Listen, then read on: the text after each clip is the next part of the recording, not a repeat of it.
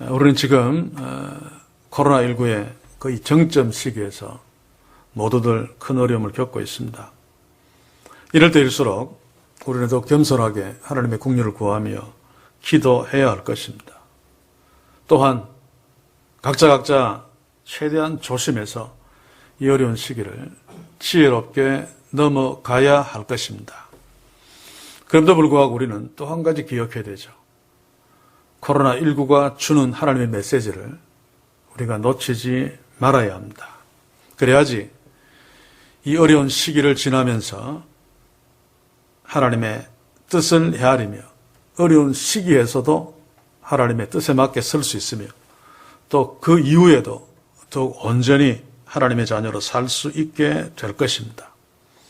우리가 이 코로나19를 통해서 하나님의 뜻을 읽어낼 적에 하나님께서 우리의 삶에 합력하여 선을 이루는 축복을 더욱 풍성히 허락해 주실 것을 믿습니다.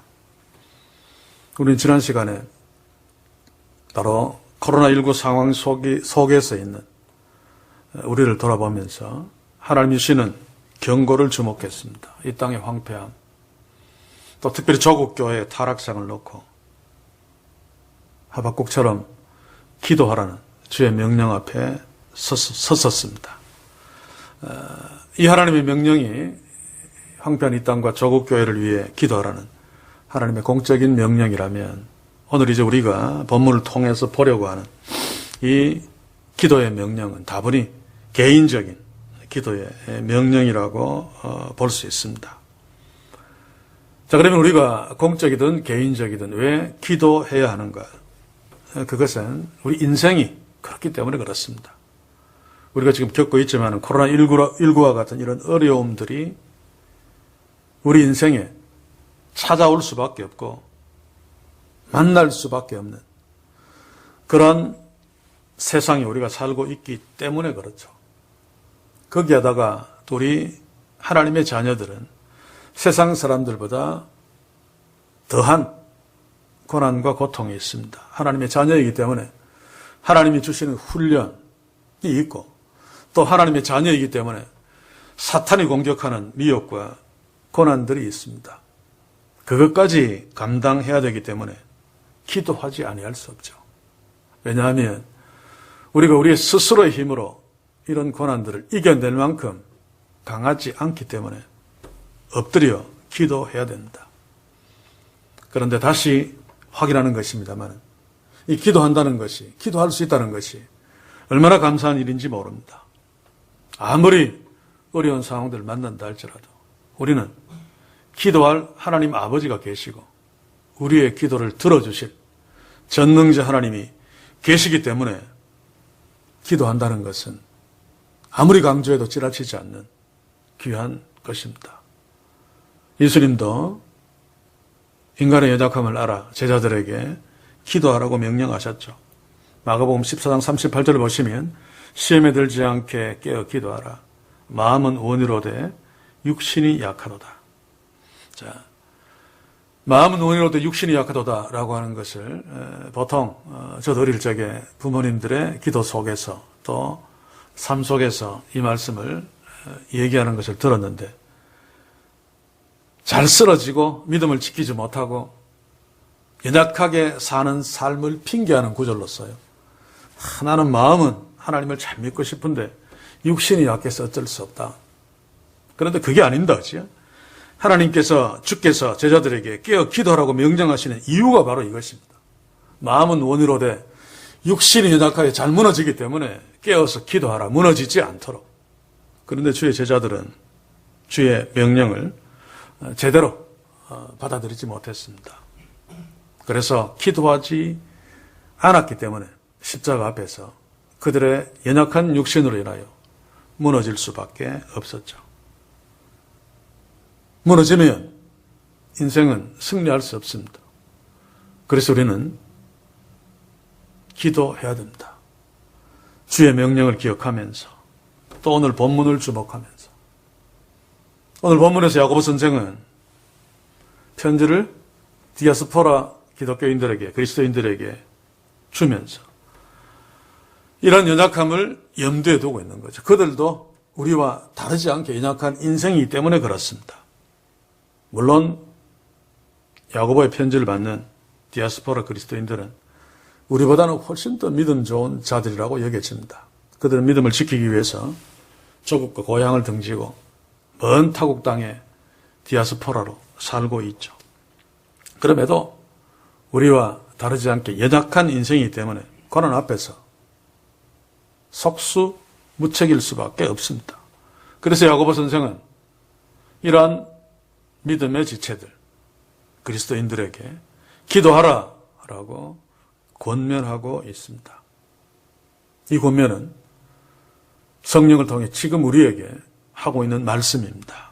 그러므로 다 함께 이 말씀들을 주목하면서 우리가 이 어려운 상황들을 또 우리 인생에서 만나는 어려운 위기들을 어떻게 이겨나갈 것인가 한번 깊이 생각해 볼 수 있길 바랍니다. 이제 본문 13절을 함께 보겠습니다. 너희 중에 고난당하는 자가 있느냐? 저는 기도할 것이요. 즐거워하는 자가 있느냐? 저는 찬송할 것이니라. 야고보는 지금 멀리 타국에서 어려움을 겪고 있는 디아스포라 그리스도인들에게 야고보서를 쓰면서 지금 우리가 읽은 본문은 거의 끝부분이죠. 끝부분에서 기도하라라고 주문하고 있습니다. 첫 부분에서 너희들이 시험을 만나거든 기뻐하라라고 권고했는데 그러나 그 시험의 의미를 알면서도 기뻐하기에는 너무 연약한 존재들이죠. 그래서 편지 마지막 부분에서 기도하라라고 야고보 선생이 권면하는데 그만큼 기도가 그리스도인들에게는 귀중한 것이기 때문에 그렇습니다. 자, 그러면 야고보 선생이 그리스도인들에게 기도하라라고 명령하는 이유가 무엇일까? 다 알고 있죠. 그것은 전능하신 하나님이 살아계셔서 기도하는 자들의, 다시 말해 하나님의 자녀들의 기도를 들으시기 때문입니다. 또한 하나님은 고난 중에 부르짖는 성도들의 기도에 반드시 응답하시기 때문에 그렇습니다. 그래서 하나님의 자녀들은 물론 기쁠 때에도 기도해야 될 것입니다만 특히 고난에 처했을 적에 하나님께 기도하는 것은 반드시 필요한 우리 믿음의 고백입니다. 그래서 어려움을 겪고 있는 디아스포라 그리스도인들에게 야고보는 너희들이 고난당하고 있느냐? 절망하지 말고 자포자기하지 말고 끝났다라고 주저앉지 말고 기도해라. 왜냐하면 우리 하나님은 지금도 살아계신다. 그 하나님은 우리의 기도에 반드시 응답하셔서 너희들을 시험에서 건져내시고 승리케 하시며 축복하실 것이다. 그러므로 기도해라. 우리도 고난 가운데 힘들어하는 믿음의 지체들이 여럿 있습니다. 또 지금은 어렵지 않다 할지라도 언젠가는 이 필연이죠. 예상치 못한 어려움을 만나 힘들어 할 날들이 있을 것입니다. 그래서 오늘 이 야고보 선생의 디아스포라 그리스도인들을 향한 기도하라라고 하는 그 본면은 너무너무 우리에게도 중요한 하나님의 명령이죠. 왜냐하면 고난을 이길 수 있는 가장 좋은 방법이기 때문에 그렇습니다. 왜입니까? 우리는 앞에서 제가 얘기를 했습니다만 인생 앞에 닥쳐지는 고난을 이길 수 있을 만큼 강하지 않기 때문에 그렇습니다. 그래서 우리들도 고난 앞에서 속수무책일 수밖에 없죠. 그러나 야고보 선생이 기도하라고 명령한 그 배경처럼 우리에게도 우리의 하나님 아버지가 살아계십니다. 그분은 우리의 기도를 들으십니다. 왜냐하면 기도하라고 명령하신 분이 그분이기 때문에. 그리고 반드시 응답하십니다. 그래서 가장 좋은 것으로 우리에게 주십니다. 때로는 우리가 예상하는 것과 전혀 다르게 응답하시고 주시기도 하십니다만 그것이 전능자 하나님의 판단에서 우리에게 가장 좋은 것이기 때문에 그렇습니다. 그래서 고난 당하는 자가 있느냐? 저는 기도할 것이요. 이 말씀이 하나님의 자녀들에게 얼마나 큰 축복인지 알 수 없습니다. 루터는 고난과 관련해서 그리스도인들의 고난과 관련해서 이런 정리를 했습니다. 하나님은 그의 은혜로 죄인들을 의롭다 하신다. 구원하신다는 거죠. 그리고 하나님께서는 의롭게 하신 죄인들, 다시 말해서 하나님의 자녀들에게 환난을 주신다. 하나님이 하나님의 자녀들에게 환난을 주시는 이유는 환난 중에 있는 하나님의 자녀들이 하나님께 기도하도록 하기 위함이다. 하나님은 그 하나님의 자녀들의 기도를 들으시고 그들을 환난에서 구원해 주신다. 자, 그런데 하나님 왜 우리에게 환난을 주시고 기도하게 하시고 그 환난에서 우리를 구원하시는가? 그냥 환난을 주지 않으면 되지 않는가? 또 환난을 당했더라도 기도하기 전에 환난에서 구해 주시면 되지 않느냐? 라고 말할 수 있죠. 어쩌면 이런 과정들이 쓸데없는 것인 것처럼 여겨지기도 합니다. 그러나 우리가 기억해야 될 것은 하나님 이런 과정을 통해서 우리에게, 하나님의 백성에게 자신의 하나님 되심을 더욱 선명하게 드러내시기 위함입니다. 그래야지 하나님의 자녀들은 그 하나님을 더욱 선명하게 보고 믿고 의지하고 성도답게 살 수 있기 때문이죠. 그래서 우리에게 환난을 주시고 기도하게 하셔서 하나님이 내 기도를 들으시고 나를 어려움에서 건지셨구나 라고 하는 사실을 깨닫도록 하시기 위해서. 그리고 더욱 중요한 것은 이런 기도의 힘들이 성도들에게 생겨나야지 사탄의 결정적인 공격을 받았을 적에 하나님께 기도함으로 그 어려움들을 이겨내고 승리를 노래할 수 있기 때문입니다. 그러나 한 가지 참 안타까운 것은 이 시대 교회들이 하나님의 축복은 그렇게 강조하면서도 하나님의 자녀들이 삶 속에서 필연적으로 만날 수밖에 없는 그 고난과 환난에 대해서는 잘 이야기하지 않는다는 사실입니다. 이 시대의 교회들의 설교를 보면 축복 일색이죠. 물론 듬성듬성 고난을 이야기하기는 합니다만 그것보다는 예수 믿으면 행복해지고 축복받고 건강하고 부자 되고 형통하고 출세하고 성공한다라고 하는 것, 이거 틀리는 말은 아닙니다만 필요 이상으로 강조하면 사기가 될 수 있습니다. 바로 이런 것들이 세상 기업들이 하고 있는 마케팅 전략이죠. 상품을 하나 내어놓고 마케팅을 잘해야지 잘 팔아먹을 수 있습니다. 그런데 일반적으로 마케팅 전략은 그 상품의 강점은 과장되이 광고하고, 그래서 경고도 많이 받습니다만 그 상품의 약점은 적당하게 숨기는 것. 그런데 이 시대 교회들도 이런 짓들을 하죠. 이게 사탄의 지혜입니다. 예수 믿으면 좋은 점들은 수없이 강조하고 또 필요 이상으로 과장해서 이야기하면서도 예수 믿기 때문에, 인생이기 때문에 당할 수밖에 없는 고난과 환난은 축소하거나 슬쩍 피해 가버림. 그러나 실제 현실은 전혀 그렇지 않죠. 교회를 다닌다고 해서 좋은 일만 생기지 않습니다. 교회를 다니면 좋은 일만 생길 줄 아는 사람들이 어려운 일을 갑자기 만나면 당황해서 어쩔 줄을 몰라 하죠. 이게 교회 안에 신자라고 하는 자들에게 비일비재하게 일어나는데, 그것 때문에 그 어려움들 앞에서 하나님께 믿음으로 기도하지 못하고 어쩔 줄 몰라 하면서 정신없이 방황하다가 입에 담기 어려운 비극의 자리에 서게도 되죠. 저는 그리스도인들 중에 물론 연예인이기 때문에 그런 소식을 듣게 됩니다만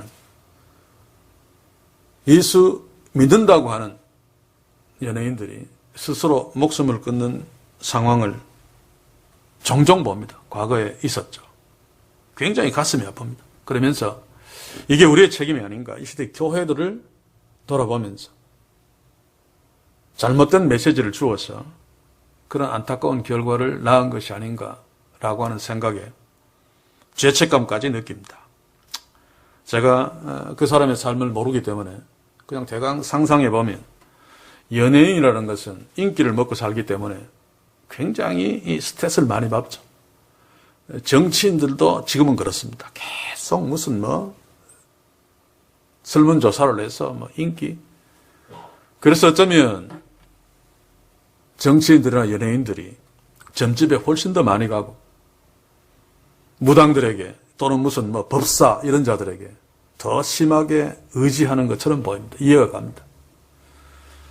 아마 어떤 연예인도 자꾸 뭘 해도 잘 안 되니까 점집에도 가보고 법사도 찾아보고 가보고 그래도 안 되니까 힘들어했는데 어떤 동료가 교회 가봐, 예수 믿어봐, 그러면 잘 될지도 몰라. 그래서 교회를 나갔습니다. 그런데 무슨 일인지 몰라도 일이 잘 풀립니다. 잘 되었습니다. 그래서 기독교 방송에 나와서 간증도 하고 하나님은 이런 분이다. 내가 이렇게 되었다. 그런데 항상 그런 것만 아니죠.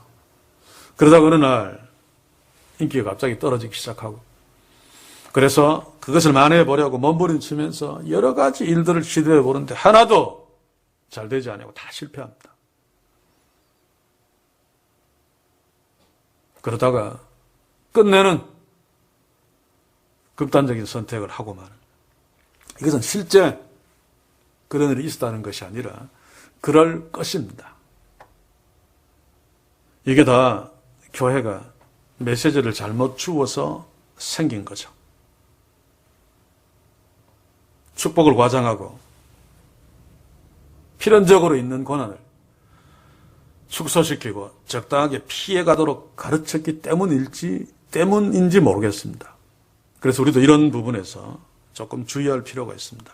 내가 아무리 예수를 잘 믿어도 저는 어릴 때 교회에서 또 부흥회에서 이런 메시지를 수없이 들었습니다. 저 여의도의 그 대표적인 메시지가 바로 그거죠. 예수 잘 믿으면 형통하고 잘 산다. 삼박자 축복 그러면서. 그런데 아무리 예수 잘 믿고 살아도 고난에 직면하면서 살아야 되는 것이 우리의 인생임을 잊지 말아야 합니다. 그래서 우리는 지금도 크고 작은 사람마다 다르지만 여러 가지 고통스러운 문제를 가지고 살고 있잖아. 어떤 이는 영적인 문제로, 어떤 이는 자신의 건강이나 가족의 건강 문제로, 또 어떤 이는 경제적인 문제로, 또 어떤 이는 가족 간에 또는 친구 간의 그 갈등의 문제로 여러 가지 문제들 앞에서 힘들어하며 사는 것이 우리의 인생입니다. 그런데 이런 고난들이 나만의 문제가 아니라는 것입니다. 사람마다 다 가지고 있는, 다 부딪히고 사는 인생이라면 누구나 그럴 수밖에 없는 문제들이죠. 왜 그렇습니까? 하나님이 그렇게 인생을 만드셨기 때문에 그렇습니다. 전도서 7장 14절을 한번 봅시다. 형통할 때 기뻐하고 곤고한 날에는 생각하라. 하나님이 이 두 가지를 병행하사 사람으로 그 장래일을 능히 헤아려 알지 못하게 하셨느니라. 하나님은 사람에게 형통한 날도 주시고 곤고한 날도 주시고 그것을 병행해서 주시는데 곤고한 날이 언제 올지 형통한 날이 언제 올지 알지 못하게 하셨다는 것입니다. 장래를 아는 것은 신의 영역이죠. 하나님의 영역입니다. 하나님 왜 그렇게 하셨는가? 인간은 어쩔 수 없이 죄의 부패한 본성에서 나오는 교만한 존재들이죠. 그래서 만약에 장래를 조금이라도 안다든가 그러면 하나님 위에 설 것입니다. 그래서 하나님께서는 인간들을 사랑하셔서 5분 앞도 내다보지 못하게 하심으로 철저하게 하나님을 의지하게 하신 거죠. 인간이 5분 앞, 10분 앞 장래를 안다고 해서 자신의 인생을 성공시킬 수 있을까요? 그렇지 않습니다. 그래서 하나님께서는 장래를 능히 헤아리지 못하게 하셔서 하나님을 의지하도록, 하나님께 자신의 인생을 맡기도록 복되게 배려하신 것입니다. 세상 사람들은 물론 그것을 모르기 때문에 공고한 날이 찾아오면 전쟁이를 찾아가기도 하고, 이사할 때 무슨 흉의를 피하기 위해서 점쟁이를 찾아가기도 합니다만, 그러나 하나님의 자녀는 기도해야 되죠. 어려움을 만났을 적에. 그런데 기가 막히는 것은 기도하면서도 점을 치고 있습니다. 기도 많이 하는 사람, 영역이 깊은 사람, 세상 점쟁이로 치면 영한 사람이죠. 찾아가서 기도받고 장래를 점치고 있는, 이거 다 미친 짓들이죠. 구약시대 같으면 하늘에서 불을 내려 태워 죽임을 당할 만큼 저주스러운 일입니다. 사랑하는 성도 여러분, 인생은 하나님이 5분 앞도 내다보지 못하도록 그렇게 만드셨기 때문에 내일을 알려고 애쓰는 것은 하나님께 도전하는 것입니다. 하나님이 이렇게 만드신 것은 자신의 인생을 전능하신 하나님께 맡기면서 기도하도록 하시기 위해서 그렇게 하셨다는 사실을 우리는 가슴 깊이 새겨야 됩니다. 그래서 우리는 5분 앞도 내다볼 수 없는 연약한 존재들이지만 고난을 당했을 때 전능자 하나님께 기도할 수 있는 축복이 있습니다. 세상 사람들은 알지 못하는 특별한 대처 방법이 있죠. 야고보 선생은 이 특별한 대처 방법을 지금 고난 중에 있는 디아스포라 그리스도인들에게 말하고 있습니다. 고난당하는 자가 있느냐 너희 중에. 고난당하는 자 그는 하나님께 기도할 것이요. 계속 강조합니다마는 왜 기도해야 되는가? 기도야말로 하나님의 자녀가 하나님을 향한 믿음의 가장 원초적인 고백입니다. 기도야말로 하나님이 살아계신다라고 하는 것을 믿는 신앙 고백이죠. 하나님이 살아계시지 않는 그냥 형식뿐이라면 기도할 이유가 없습니다. 기도야말로 전능하신 하나님을 믿는 신앙 고백이죠. 하나님이 전능하지 않다면 그분께 기도할 이유가 없습니다. 기도야말로 하나님이 나의 친아버지이심을 믿는 신앙 고백이고, 기도야말로 내가 하나님을 전적으로 의지합니다 라고 하는 믿음의 고백입니다.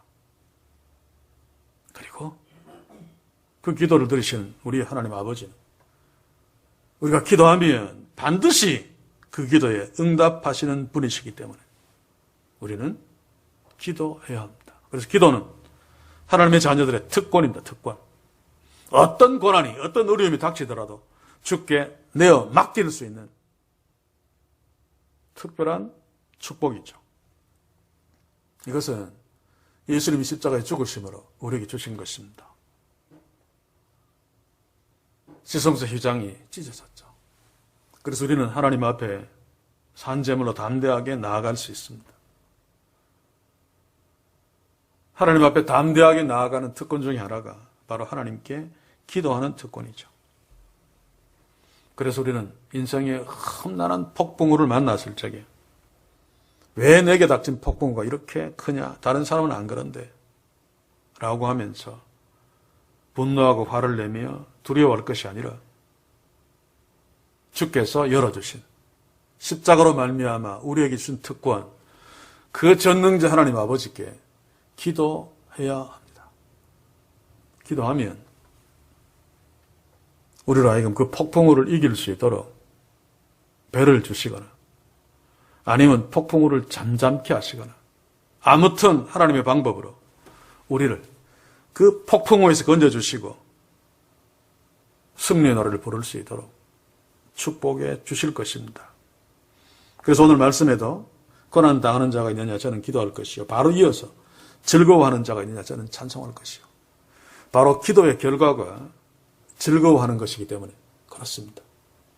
그런데 어려움에서 벗어나서 승리의 잔을 들 적에 또 교만해서 끄떡댈까 봐 계속 하나님을 주목하며 찬송해라 라고 야고보 선생이 초대교회 성도들에게 말하고 있는 거죠. 우리는 어떻습니까? 어떤 어려움을 만나고 있습니까?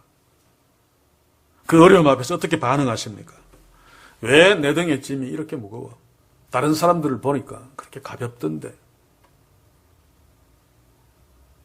저 때로 그런 생각이 들 때가 있습니다. 오래된 동기들을 만나면 다 잘 된 것 같고 자녀들도 다 잘 된 것 같고 나는 뭐지? 이런 생각이 한 번씩 언뜻 들 때가 있어요. 똑같이 힘든 일일 텐데 다른 동료 목사님들을 보면 나보다 훨씬 편한 것 같고 그래서 때로 나도 모르게 한숨이 푹 나올 때가 있습니다. 그러나 이것은 하나님을 놓친 바보 같은 생각이죠. 설령 나한테 짊어진 등에 지어진 짐이 아무리 무겁다 할지라도 하나님께 기도하면 되지 않습니까? 그러면 하나님께서 그 짐을 넉넉히 지고 갈 수 있을 만큼 내 등을 튼튼하게 만들어 주시든지 그게 안 되면 짐을 거두어서 주님이 대신 져 주시든지 아무튼 하나님의 방법으로 하나님의 시간에 내가 주께 엎드려 기도하는 그 기도를 응답해 주시고 문제를 해결해 주십니다. 그래서 누구보다도 많은 어려움을 겪었던 다윗, 누구보다도 죽음의 고비를 수없이 넘겼던 다윗의 기도의 결론이 뭔가 하면 시편 30편 5절입니다. 저녁에는 울음이 기숙할지라도 아침에는 기쁨이 오리로다. 이게 바로 다윗이 고난의 때마다 처음 했던 기도의 능력이고 결론이죠. 너무 고통스러워서 저녁에는 막 울 수밖에 없었는데 밤에 엎드려 기도했더니 아침에는 기쁨이 온다.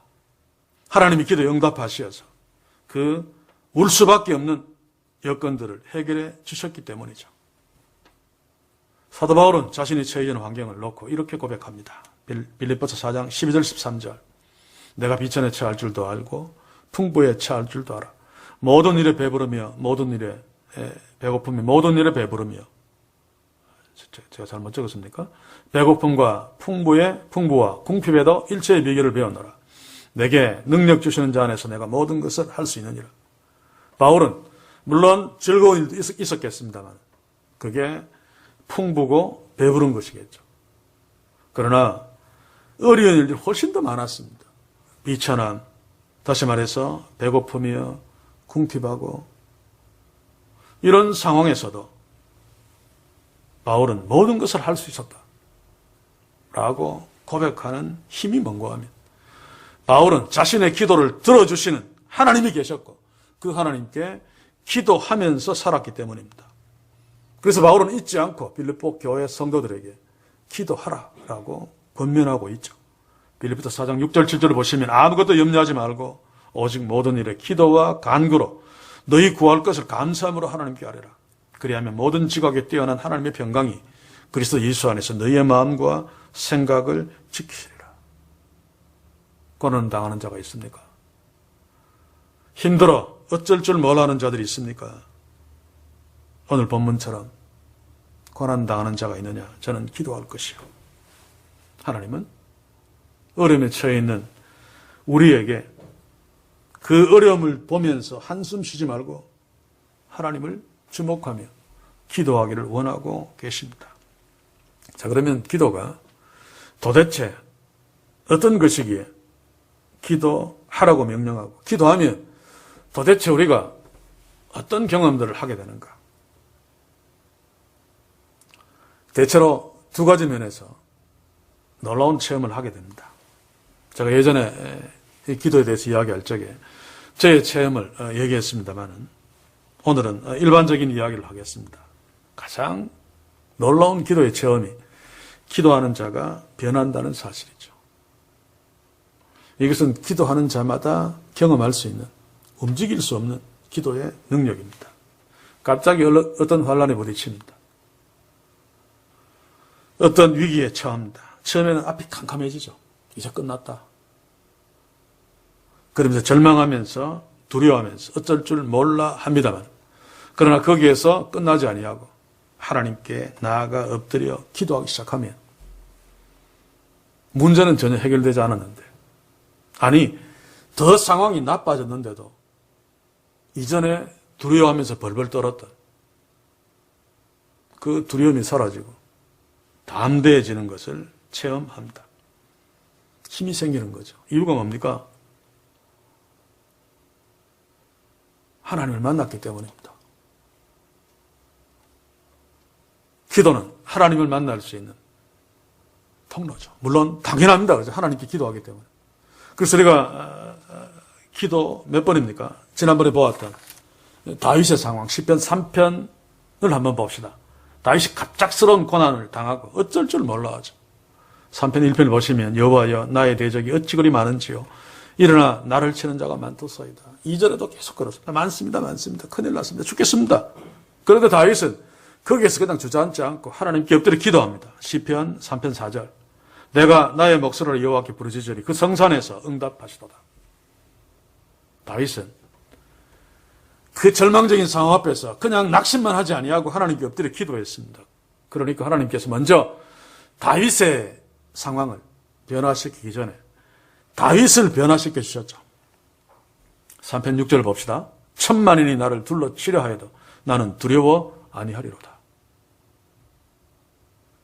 나의 대적이 어찌 그리 많은지요. 그래서 두려워 죽겠습니다라고 하는 상황이 전혀 변하지 않았음에도 이제 나는 두려워하지 않겠습니다 라고 고백합니다. 왜냐하면 전능자 하나님을 만났기 때문에 다윗은 담대해졌습니다. 그리고 우리가 알다시피 하나님께서 그 다윗의 기도에 응답하셔서 그의 나쁜 환경도 다 집어주셨죠. 그래서 위대한 왕으로 하나님을 섬길 수 있었습니다. 사랑하는 성도 여러분, 기도의 능력은 이렇게 문제 앞에서 두려워 벌벌 떠는 자들에게 담대함으로 그것 앞에 설 수 있도록 역사하는 힘이 있습니다. 왜냐하면 하나님이 그 기도를 들으시고 전능자 하나님이 그 두려워하는 자를 만나 주시기 때문에 그렇습니다. 그러므로 우리도 하나님께 엎드려 기도합시다. 어려운 상황에서 벌벌 떠는 것으로만 끝나지 말고 다윗처럼 담대하게 변하는 축복을 허락하실 것입니다. 이 축복이 기도한 우리에게 체험되어지는 놀라운 축복이기를 소원합니다. 그런데 기도하는 자만 담대하게 변화시켜 줄 뿐만 아니라 기도하는 자의 어려운 환경까지도 변화시켜 주시죠. 하나님께서. 이게 기도의 또 하나의 능력입니다. 그래서 우리가 하나님께 기도하고 있지 않습니까? 구약의 한나를 보십시오. 그녀는 아이를 낳지 못하는 어려움에 처해 있었습니다. 그 고통은 우리의 상상을 초월하죠. 그런데 한나는 그 고통을 그냥 가지고 있지 아니하고 하나님께 나아가서 간절하게 기도했습니다. 어느 정도였는가 하면 엘리 제사장이 볼 때 저 여자 술 취했구나 라고 착각할 정도로 하나님께 엎드려 간절하게 기도했습니다. 하나님이 그 한나의 기도를 들으시고 한나의 그 힘든 환경을 치워주시고 축복하셨습니다. 사무엘의 어머니가 되는 축복을 한나는 기도로 누리게 되었습니다. 이런 예는 성경 안에서도 수없이 있고 우리 그리스도인의 삶 가운데서 수없이 있는 실제적인 사실들이죠. 사랑하는 성도 여러분, 우리는 어려운 상황 앞에서 살아계신 하나님께, 우리의 아버지 되신 하나님께, 우리의 기도를 들으시는 하나님 앞에 엎드려 기도함으로 내가 변하는 놀라운 체험과 함께 내가 이길 수 없는 환경을 하나님께 치워주시고 변화시키는 놀라운 역사를 체험하는 축복이 있기를 저는 다시 한번 간절히 소원합니다. 왜냐하면 하나님께서 우리에게 이런 약속을 하셨기 때문입니다. 고린도전서 10장 13절 14절을 봅시다. 사람이 감당할 시험 밖에는 너희에게 당한 것이 없나니 오직 하나님은 미쁘사 너희가 감당치 못할 시험 당함을 허락지 아니하시고 시험 당할 즈음에 또한 피할 길을 내사 너희로 능히 감당하게 하시느니라. 아멘. 이게 하나님께서 우리에게 하신 약속입니다. 이길 수 없는 시험 안 준다. 그래서 너희들이 얼마든지 감당할 수 있다. 그 전제가 바로 기도죠, 사실. 그런데 너희들이 그 감당할 시험을 주었는데도 감당 못해서 비틀거리고 넘어질 것 같으면 내가 그 시험을 치워주겠다. 피할 길을 내주겠다. 라고 하는 것이 우리의 하나님 아버지의 우리를 향한 약속입니다. 이런 약속을 붙들고 기도합시다. 아무리 말도 안 되는 불가능한 문제라 할지라도 기도합시다. 왜냐하면 하나님은 전능하심으로 그에게는 불가능이 없습니다. 그래서 우리는 어떤 문제를 가지고도 하나님께 나와 기도할 수 있고 기도해야 됩니다. 그래서 야고보 선생도 그의 교회들을 향해서 기도하라고 명령해 놓고 무슨 근거를 제시합니까? 오늘 본문으로 제가 택하지는 않았습니다만 17절에서 18절까지 보시면 엘리야는 우리와 성정이 같은 사람이로되 제가 비 오지 않기를 간절히 기도한 적 3년 6개월 동안 땅에 비가 오지 아니하고 다시 기도한 적 하늘이 비를 주고 땅이 열매를 내었느니라. 야고보 편지를 받는 그리스도인들이 이 사실을 다 압니다. 엘리야가 얼마나 대단한 능력을 행사했습니까? 그런데 야고보는 그가 대단한 존재가 아니라 우리하고 똑같은 존재다. 그런데 그런 대단한 일을 한 것은 하나님께 기도했기 때문이다. 3년 동안 기도하니까 3년 동안 하늘에서 비가 내리지 않고 또 다시 기도하니까 3년 반 동안 비 오지 않는 땅에 하나님이 비를 내려주셨다. 그러니 기도할 만하지 않느냐? 너희 중에 고난 당하는 자가 있느냐? 저는 기도할 것이요. 라고 권면하는 이유가, 명령하는 이유가 바로 기도의 능력이 이렇기 때문입니다. 기도의 능력은 곧 전능하신 하나님의 능력이죠. 우리가 기도하면 하나님께서 우리를 강하게 붙드셔서 죽을 만치 힘든 일을 만나 그 고통 속에서 말 못하면서 신음하고 있는 그런 상황들을 바꾸어 주십니다. 아마 우리들 중에서도 죽을 만치 힘든 고난 속에서 그러나 그것도 말도 못하고 신음하며 힘들어하는 지체들이 혹시 있을지 모르겠습니다. 다시 한번 주의 음성을 들읍시다. 너희 중에 고난 당하는 자가 있느냐? 저는 기도할 것이요. 주께서 우리를 붙드시고 우리의 기도에 응답하시며 그 죽을 만치 힘든 고난을 넉넉히 이길 수 있도록 힘을 주실 것이며 그래도 비틀거리면 그 죽을 만치 힘든 고난 고통을 치워 주실 것입니다.